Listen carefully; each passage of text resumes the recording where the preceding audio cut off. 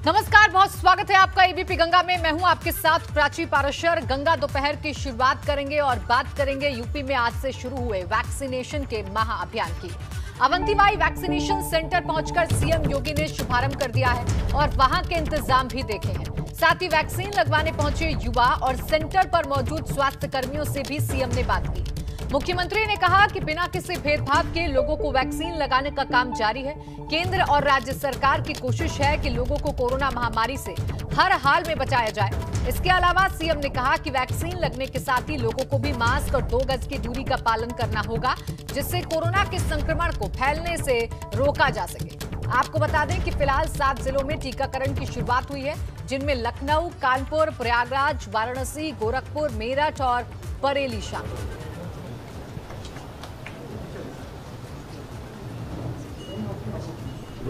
तो आज से देखिए वैक्सीनेशन के महाअभियान की शुरुआत हो गई है, क्योंकि आज से 18 प्लस के जो लोग हैं उनको वैक्सीनेशन उत्तर प्रदेश में लगनी शुरू हो गई है। हालांकि अभी ये शुरुआत सिर्फ 7 जिलों में हुई है उत्तर प्रदेश की, और खुद मुख्यमंत्री ने वैक्सीन महाअभियान की शुरुआत की है। स्वास्थ्य कर्मियों से उन्होंने बात की है। सीएम ने वैक्सीनेशन का जायजा लिया है, वहां पर किस तरीके के इंतजाम है वैक्सीनेशन सेंटर पर, इन तमाम चीजों का जायजा खुद मुख्यमंत्री ने लिया है। वैक्सीनेशन कार्यक्रम शुभारंभ के बाद सीएम योगी ने कहा कि वैक्सीन वायरस से लड़ने का हथियार है। केंद्र और राज्य सरकार लगातार संसाधन बढ़ाने में लगे और 18 प्लस के लिए हम लोगों ने आज 7 जनपदों के 85 केंद्रों में वैक्सीनेशन का कार्यक्रम प्रारंभ किया है। ये सभी वैक्सीनेशन के कार्यक्रम निःशुल्क हैं और प्रत्येक नागरिक को बिना भेदभाव के वैक्सीन उपलब्ध कराया जा रहा है। ये कोरोना से बचाव के लिए एक बहुत महत्वपूर्ण हथियार है। मेरी अपील है पूरे प्रदेशवासियों से कि केंद्र और प्रदेश सरकार हर संभव प्रयास कर रही है। ये महामारी है और महामारी में बचाव ही सर्वोत्तम उपाय हो सकता है। आज 45 प्लस से ऊपर वालों के लिए 2500 केंद्रों में वैक्सीनेशन के तीसरे चरण का कार्यक्रम प्रारंभ हुआ है और 18 प्लस के लिए हम लोगों ने आज 7 जनपदों के 85 केंद्रों में वैक्सीनेशन का कार्यक्रम प्रारंभ किया है। ये सभी वैक्सीनेशन के कार्यक्रम निःशुल्क हैं और प्रत्येक नागरिक को बिना भेदभाव के वैक्सीन उपलब्ध कराया जा रहा है। ये अनावश्यक रूप से कोई घर के बाहर न निकले। हाई रिस्क कैटेगरी से जुड़े हुए जो 5 ऐसे ग्रुप हैं, 60 साल से ऊपर, 10 वर्ष से छोटी उम्र के, गर्भवती महिलाएं, कम इम्यूनिटी के लोग या एक से अधिक बीमारियों से ग्रसित लोग, वे तो कतई घर के बाहर न निकलें। घर के अंदर भी वे मास्क का इस्तेमाल ज़रूर करें। सभी व्यापारियों से या जितने भी हमारे कोरोना वॉरियर्स हैं, कर्मचारी हैं, स्वास्थ्य कर्मी हैं, उनसे भी बराबर ये कहा जा रहा है, उनको उपलब्ध भी कराया गया है, वे मास्क और ग्लव्स का इस्तेमाल ज़रूर करें, सैनिटाइज़र अपने साथ में रखें। उधर प्रयागराज में वैक्सीनेशन कराने पहुंचे लोग परेशान नजर आए, क्योंकि यहां शुभारंभ के बाद मंत्री गोपाल नंद समेत कुछ को टीका लगा, जिसके बाद सर्वर भी ठप हो गया। यहां वैक्सीनेशन केंद्र पर अव्यवस्थाएं देखने को मिली, जिससे लोग भी काफी नजर आए। में आज से 18 साल से ऊपर की उम्र के सभी लोगों को कोविड का टीकाकरण किए जाने के अभियान की शुरुआत हो रही है। संगम नगरी प्रयागराज भी उन शहरों में शामिल है जहां से आज विशेष टीकाकरण अभियान की शुरुआत हो रही है। पहले दिन हमें ज़्यादातर केंद्रों पर जो है लोगों में ज़बरदस्त उत्साह देखने को मिल रहा है। खासकर जो युवा वर्ग है, 18 से 25 साल या 30 साल की उम्र के लोग हैं, वो सुबह से ही यहाँ पर लाइन लगाए हुए हैं। सुबह 9 बजे से पहला सेशन शुरू होना था, लेकिन ज़्यादातर लोग 8 बजे से पहले ही आ गए थे। लेकिन आज पहला दिन है, पहले दिन ज़्यादातर केंद्रों पर अव्यवस्था और अफरा तफरी देखने को मिल रही है। इस वक्त हम मौजूद हैं जिला महिला चिकित्सालय यानी डफरिन हॉस्पिटल कैंपस में। इस सेंटर पर आप देख सकते हैं कि किस कदर बदइंतजाम बेंतजामी है। लाइन इस तरीके से लगी हुई है, लोग एक दूसरे के साथ धक्का मुक्की कर रहे हैं, एक दूसरे पर चढ़े हुए हैं। सोशल डिस्टेंसिंग नाम की कहीं कोई चीज़ नज़र नहीं आ रही है।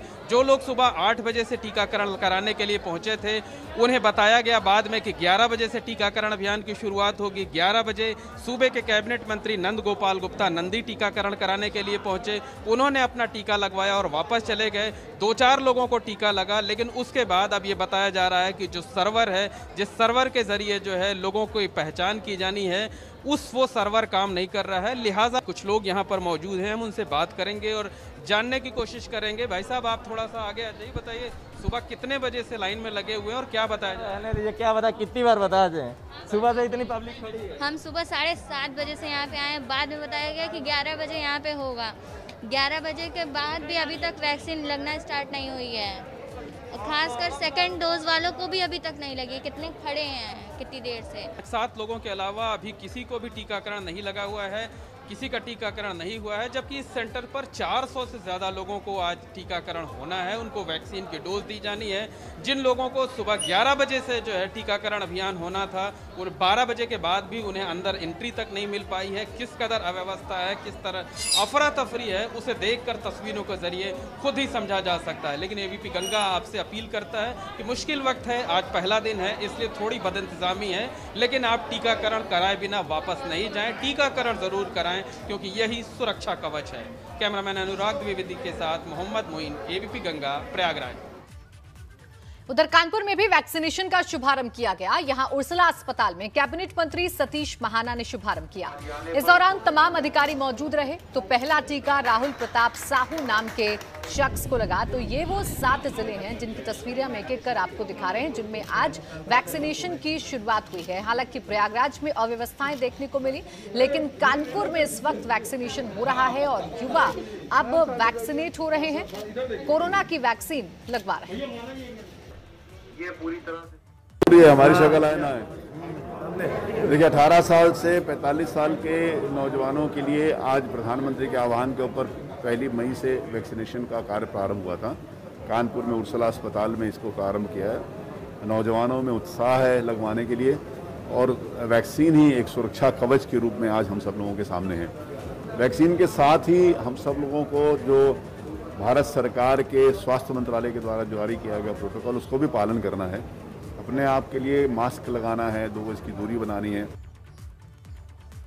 और बरेली में भी 18+ के लोगों के लिए वैक्सीनेशन की शुरुआत हो गई। यहां पंचायती राज मंत्री भूपेंद्र सिंह चौधरी ने जिला महिला अस्पताल में फीता काटकर शुभारंभ किया। इस दौरान बड़ी संख्या में युवाओं में वैक्सीन लगवाने को लेकर उत्साह नजर आया।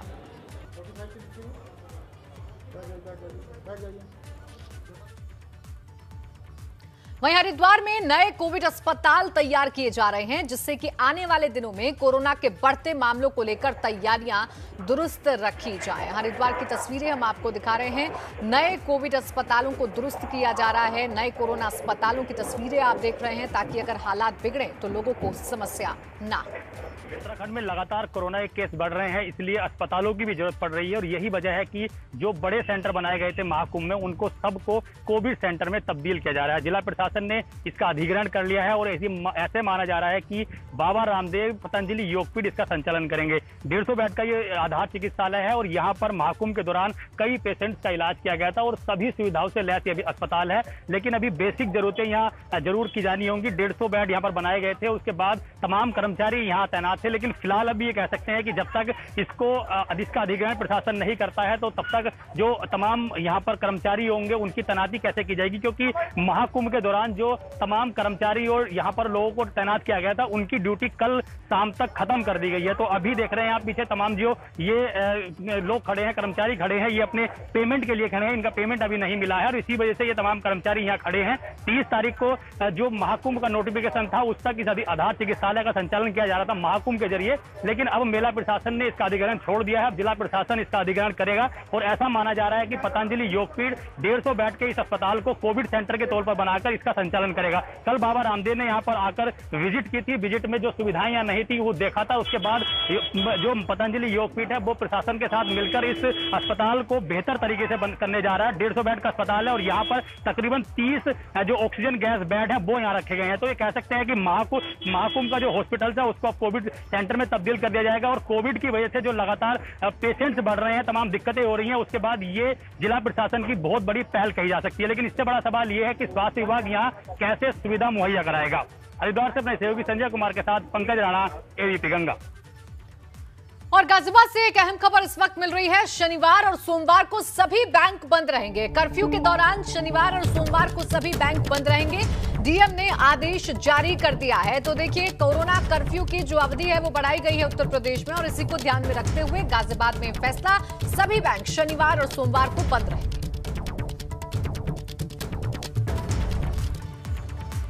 देखिए, यूपी का आपको बता दें कि 83 घंटे के लिए कल रात से पूरी तरह से लॉक है।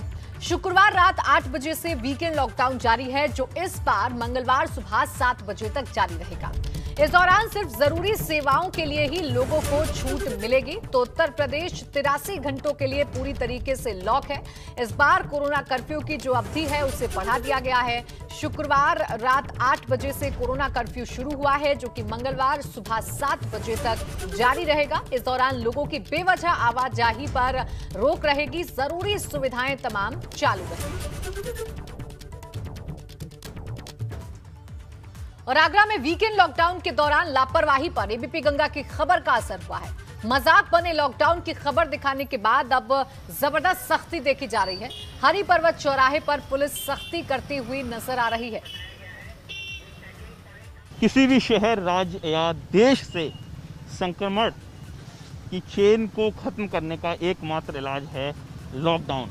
और ऐसे में अब उत्तर प्रदेश सरकार ने 3 दिन का लॉकडाउन लगा दिया है, यानी शनिवार, रविवार और सोमवार को लॉकडाउन रहेगा। आज पहला दिन है।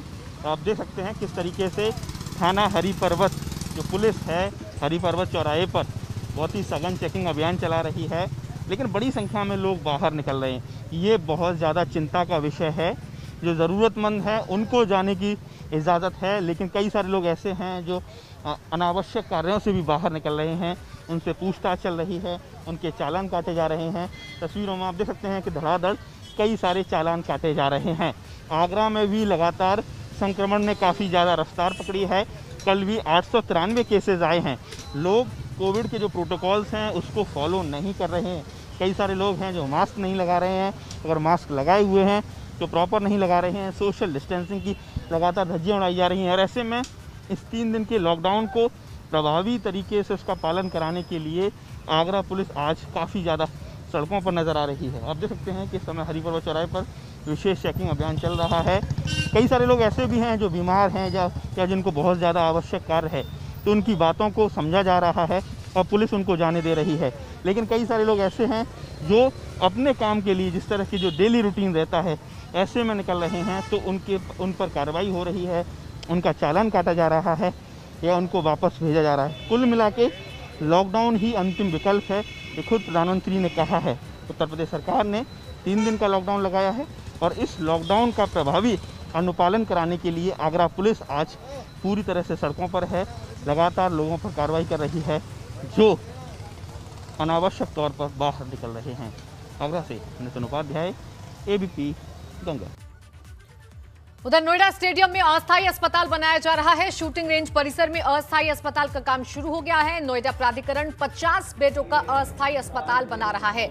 8 मई तक अस्थायी अस्पताल में इलाज शुरू हो जाएगा। पीएसए आधारित ऑक्सीजन प्लांट के साथ ये अस्पताल बनेगा।